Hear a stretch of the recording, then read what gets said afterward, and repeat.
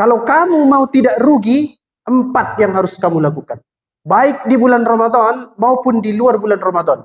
Orang yang soleh itu yang hidupnya cocok dengan aturan Tuhan. Berangkat dia pagi-pagi cari nafkah, dia niatkan untuk menyekolahkan anaknya, amal soleh. Pergi dia jalan-jalan ke Brastagi. Kenapa dia jalan-jalan? Saya capek kerja. Nanti pulang dari sana supaya saya semangat kembali bekerja. Amalus soleh. At-taibun al-abidun al-hamidun as-saihun ar-raki'un as-sajidun al-amirun bil ma'ruf wan nahuna 'anil munkar. Kata Al-Qur'an. Salah satu ciri orang soleh itu siru fil ard, jalan dia di muka bumi. Besok pagi anak ibu tak mau bangun sholat subuh, tidak apa-apa nak, tidur aja terus. Mama kan baik, daripada kita selek tidurlah kau. Itu masuk neraka itu mamanya. Karena dia jadi orang baik. Kata Al-Quran bukan itu, watawasau bil haqqi, dalam kebenaran. Apa itu kebenaran? Sesuai dengan aturan Tuhan.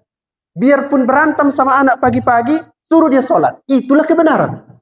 Bismillahirrahmanirrahim. Assalamualaikum warahmatullahi wabarakatuh.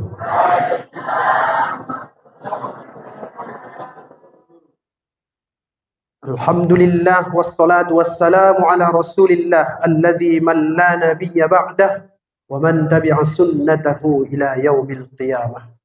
Yang saya hormati Bapak Ketua BKM, saya dikasih judul ciri-ciri orang yang merugi di bulan Ramadan. Karena saya lihat jamaahnya ini tinggal yang tua-tua, saya ceramahnya serius, cocok. Kalau tadi masih ada yang bocil-bocil itu, saya bawa main-main sedikit. Orang yang rugi. Apa itu orang yang rugi? Rugi itu tidak untung. Dia ada duit 10.000, kemudian dia jualan, balik 10.000. Apa namanya itu? Tidak untung. Karena balik berapa? 10.000. Balik modal namanya itu. Tapi kalau dia punya duit 10.000, dia jualan dapat 8.000. Itu apa namanya? Rugi. Rugi berapa itu? 2.000. Nah, itu dalam jualan. Sekarang mari kita lihat dalam agama. Di dalam Al-Quran, orang yang merugi itu cirinya ada 4. Berarti kalau selesai 1, tinggal 75. Selesai 2, tinggal berapa? 50. Kalau selesai 3, tinggal 25. Kalau selesai semuanya, yang 4 itu, 25, 25, 25, 25, baru dia beruntung. Dapat dia 100. Mari kita lihat, apa itu? Sering kita dengar. Saya mau agak rigid pembahasannya. Karena saya sudah sepakati, yang hadir ini memang mau cari ilmu, bukan mau cari ketawa-ketawa. Dia sebut begini, sesungguhnya manusia itu berada dalam kerugian. Rugi semua manusia itu. Illa, kecuali amanu wa amilus solihat wa tawasau bil haqqi wa tawasau bis sabr. Kalau kamu mau tidak rugi, 4 yang harus kamu lakukan. Baik di bulan Ramadan maupun di luar bulan Ramadan. Karena sama saja, Ramadan itu man shoma ramadhana imanan wahtisab, sama iman juga ujung-ujungnya. Berarti yang tadi yang pertama iman. Apa cirinya itu orang beriman tuh? Mudah berkurang maksiat. Itu tandanya beriman. Kalau selama ini yang kecil-kecil dulu, asal naik mobil buang kulit pisang dari mobil, itu tak beriman itu. Adalah imannya itu, tapi sedikit. Kenapa? Kata Al-Quran, innallaha yuhibbut tawwabin wa yuhibbul mutatahhirin. Tuhan suka orang yang bersih. Tiba-tiba dia buang apa tadi? Kulit pisang. Saya Ustaz, kulit pisang saya buang. Apa kau buang? Pempes. Sama aja. Masalah itu. Intinya, kalau mulai besok, dia tidak buang sampah lagi dari mobil, berarti dia tak merugi di bulan Ramadan ini. Bertambah imannya. Alhamdulillah Pak Ustadz, kami tak pernah buang sampah dari mobil. Kenapa? Mobilnya tak ada. Selesai, berarti lebih beriman lagi dia. Naik kereta Bu. Naik kereta pun ada masalahnya itu. 3 masalahnya. Tak pakai helm, tak bayar pajak. Satu lagi, hidup sen kiri, belok ke kanan. Nah itu ibu-ibu. Bapak ada juga. Nah, yang kecil-kecil dulu. Selesaikan dulu yang kecil-kecil. Apa lagi? Tidur habis sahur. Masih ada? Gitu-gitu dulu. Tidak usah dulu kemana-mana. Saya bisa ceramah serius di sini. Seminar internasional, seminar lokakarya. Bisa. Tapi nggak ada gunanya itu. Itu dulu selesaikan. Apa tadi? Tidur setelah sahur. Kalau masih begitu, belum itu. Karena kata Al-Quran, wabil asharihum yastaghfirun. Ketika sahur itu banyak beristighfar. Wal mustaghfirina bil ashar. Baru setelah itu sholat subuh. Habis sholat subuh, jangan tidur. Karena Nabi melarang tidur setelah subuh, tidur setelah asar. Itu yang meningkat iman. Yang begitu-gitu aja dulu. Tak usah dulu kemana-mana. Illalladzina amanu. Apalagi ciri yang meningkat imannya itu berkurang gosipnya. Mudah-mudahan bisa kita hindari. Ini yang pertama. Berarti Pak Ustadz kalau selesai itu amanlah kami. Belum. Saya sebut tadi ada 4. Berarti kalau selesai yang satu ini masih rugi berapa lagi? 75 lagi rugi. Belum selesai. Yang kedua katanya. Wa amilus solihat. Amil artinya bekerja. Solihat artinya cocok. Sekali lagi. Solih artinya cocok. Misal, di kamus-kamus Arab itu disebut ada kunci banyak. Kunci ini bisa dipasangkan ke pintu itu, bisa ke sana, bisa ke sana. Namanya itu kunci yang solih namanya. Kunci yang apa? Yang cocok. Tapi kalau ada kunci, tak bisa buka pintu, bukan kunci yang soleh. Apa maksudnya? Orang yang soleh itu yang hidupnya cocok dengan aturan Tuhan. Itu maksudnya. Sekali lagi. Orang soleh itu yang hidupnya cocok dengan aturan Tuhan. Berangkat dia pagi-pagi cari nafkah, dia niatkan untuk menyekolahkan anaknya, amal soleh. Karena Al-Quran menyuruh kita menuntut ilmu. Karena ayahnya tak bisa, anaknya sekolah. Jadi dapat duit dia, besok dikasihnya, dibayarnya SPP anaknya, amilus solihat. Berangkat dia pagi-pagi, bekerja. Kemudian istrinya bilang, nanti Pak kalau pulang, kita bayar listrik. Dibayarnya listrik. Dengan listrik, rumahnya terang, bahagia keluarganya. Amal soleh. Begitu-gitu saja. Kecil-kecil. Pergi dia jalan-jalan ke Brastagi. Kenapa dia jalan-jalan? Saya capek kerja. Nanti pulang dari sana, supaya saya semangat kembali bekerja. Amalus soleh. At-ta'ibun al-'abidun al-hamidun as-sa'ihun ar-raki'un as-sajidun al-amirun bil ma'ruf wan nahuna 'anil munkar. Kata Al-Qur'an. Salah satu ciri orang soleh itu siru fil ard. Jalan dia di muka bumi. Tengok-tengoknya entah ke mana-mana. Itu amal soleh. Jadi Bapak Ibu sekalian, amal soleh itu adalah semua perbuatan manusia yang tidak melanggar aturan Tuhan. Saya ulang sekali lagi.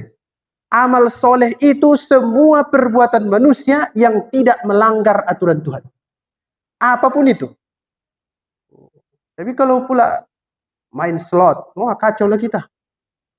Skater-skater, habis. Ikan-ikan. Pakai narkoba pula. Diminumnya pula topi miring. Ustadz kok tahu? Saya baca, bukan saya minum. Itu enggak. Karena enggak sesuai dengan aturan Tuhan. Jadi Bapak Ibu sekalian, coba renung-renungkan dari tadi pagi sampai malam ini. Mana perbuatan saya yang sesuai dengan aturan Tuhan, mana yang tidak. Udah begitu saja. Kalau sudah banyak yang cocok, berhasil puasanya. Saya Ustaz, tadi sore saya beli bukaan. Alhamdulillah. Tapi saya Ustaz nggak pakai kaos kaki. Na'udzubillah. Buka aurat. Tak cocok. Bapak-bapak. Alhamdulillah Ustaz. Tadi sore saya bonceng istri saya. Kemana? Beli bukaan. Tapi saya pakai celana pendek. Gawat. Buka aurat. Mudah-mudah sebenarnya. Beragama ini mudah. Yang ribet tuh pikiran kita. Entah mana-mana. Ini yang kedua. Kalau bisa ini dilakukan, berarti dia tidak rugi. Ada lagi Pak Ustaz? Ada 2 lagi. 7 menit. Habis ini selesai, boleh pulang Ustaz? Belum? Sholat lagi. Kata dia begini. Watawasau bil haq. Saling menasihati dalam kebenaran. Bukan hanya dalam kebaikan. Saya kasih contoh. Kalau misalnya ada orang di situ main judi, saya bilang, udah main aja kalian terus. Saya orang baik atau orang benar? Main aja kalian, nggak apa-apa itu. Saya orang baik atau orang benar? Orang baik, karena senang dia nengok saya kan? Tak boleh jadi orang baik dalam situasi itu. Besok pagi, anak ibu Tak mau bangun sholat subuh. Tidak apa-apa, nak. Tidur aja terus. Mama kan baik. Daripada kita selek, tidurlah kau. Itu masuk neraka itu mamanya. Karena dia jadi orang baik. Kata Al-Quran, bukan itu. Watawasau bil haqqi, dalam kebenaran. Apa itu kebenaran? Sesuai dengan aturan Tuhan. Biarpun berantem sama anak pagi-pagi, suruh dia sholat. Itulah kebenaran. Berani, Bu? Berani, Ustaz. Sama ayahnya tak berani. Nah, di situ baru masalah. Anaknya gampang, Ustaz. Bangun dia ayahnya, ini payah Pak Ustaz. Nah, mulailah besok, Bu. Berani, Bu, menyiramnya besok? Nah, saya tanggung jawab, Pak, kalau kejadian itu. Tapi itulah kebenaran. Watawasau bil haq. Jadi manusia ini sebenarnya tidak cukup hanya menjadi orang yang baik.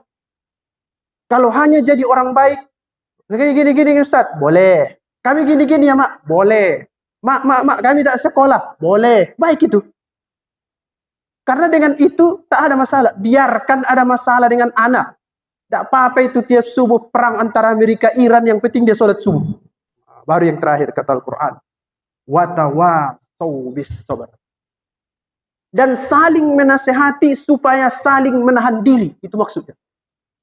Saling menasehati supaya saling menahan diri. Ada orang yang mau kaya, mau jalan pintas, nasihati dia. Jangan. Jangan ambil jalan pintas. Sabar. Sabar itu artinya Ustaz? Menahan. Apa itu Ustaz menahan? Mengendalikan. Kalau mau buru-buru aja, tahan. Nampak lampu merah, tahan. Jangan terobos. Itu namanya sabar. As-sabru sama dengan asyam. Artinya adalah menahan diri. Nah, manusia ini, Pak, suka lepas kendali. Macam ibu-ibu yang tadi itu. Dia hidupkan sen kiri, belok dia ke kanan. Itu tidak sabar dia itu. Lama-lama nanti dia belok ke atas itu. Tak tahu lagi mau kemana tujuan. Nah, Bapak Ibu sekalian, kalau mau tidak merugi, kerjakan yang 4 itu. Kami Pak Ustadz, tak semua bisa kami kerjakan. Coba aja dulu. Biarpun sikit-sikit. Apa tadi yang pertama? Iman. Apa tandanya? Kurang maksiat. Yang kedua apa tadi? Amilus solihat. Berbuat sesuai dengan aturan Tuhan. Baru apa lagi? Hidup dalam kebenaran. Bukan hanya dalam kebaikan. Baru yang terakhir. Hidup bersama orang yang bisa saling menahan diri. Tidak mau cari jalan pintas. Sabar menghadapi hidup. As-sabru artinya adalah al-imsak. Menahan diri. Nah, Bapak Ibu yang saya hormati, inilah sebenarnya yang dilatih di bulan Ramadan. Yang 4 ini. Yang 4 itu yang dilatih. Makanya kita disuruh malam sholat. Supaya meningkat iman. Malam kamu sholat. Supaya amalmu itu sesuai dengan yang diperintahkan Tuhan. Kamu sholat qiyamul lail malam. Supaya kamu jadi orang yang benar. Karena kalau kamu ikuti yang di bawah-bawah itu semua, tak tahu lagi mana yang benar, mana yang baik. Tak jelas dalam hidup ini. Kemudian, sholat ini melatih kamu supaya menahan diri. Biasanya kamu sudah tidur jam segini atau scroll TikTok, malam tarawih tak bisa. Di masjid. Biarpun berkurung-kurung. Ceramah ustaznya tak enak, tetap dia datang. Itulah sabar. Nah, mudah-mudahan kita di bulan Ramadan ini menjadi orang yang beruntung. Caranya adalah mengerjakan yang 4 itu tadi. Beriman, beramal soleh, hidup dalam kebenaran, dan berusaha menahan diri setiap hari. Mudah-mudahan bermanfaat. Terima kasih Bapak Ibu sekalian. Saya cuma ingatkan yang terakhir ini. Yang terakhir sekali. Jangan nanti masjid ini di malam-malam terakhir makin maju softnya. Itu dulu. Ini kalau sudah ada diskon di pasar-pasar itu, di sini pun diskon jamaahnya. Kurang dia. Ada pengaruhnya itu. Beli sirup, sibuk kali beli sirup. Lupa dia di sini. Mudah-mudahan semua istiqomah sampai dengan malam ke-29 atau 30 nanti. Laksanakan ini supaya tak jadi orang yang merugi di bulan Ramadan. Terima kasih, mudah-mudahan bermanfaat. Wabillahi taufiq wal hidayah. Wassalamualaikum warahmatullahi wabarakatuh.